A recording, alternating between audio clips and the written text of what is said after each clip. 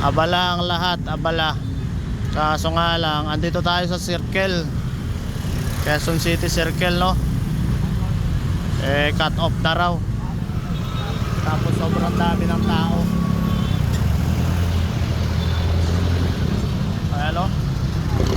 Makita nyo yung mga motorsiklo paikot yan dito sa Circle. Sana dinagdagan nila yung yung station, yung pwedeng pag-claiman.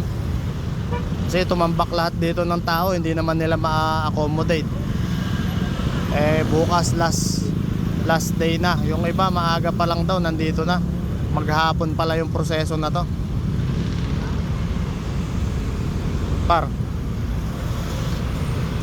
Ang daming mga nag-uwian na sawi. Kasi nga alauna pa lang daw yata, nag-cut off na sila.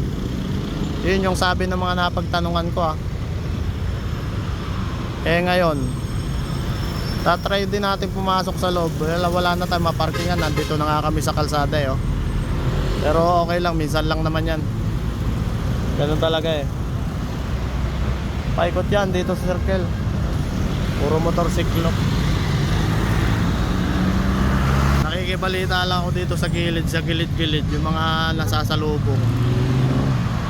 Ano tayo Marites tayo Marites. Bukas siguro, agahan natin. Late na ako nagpunta Akala ko paghapon, konti na lang. Grabe, sobra palang haba pa rin ng tao. Dami pa rin ng tao. Kasi nga 4 na estasyon lang. Makati, Quezon City Circle, Taguig. Saka saan pa yung isa? Nakalimutan ko na, Las Piñas yata yung isa.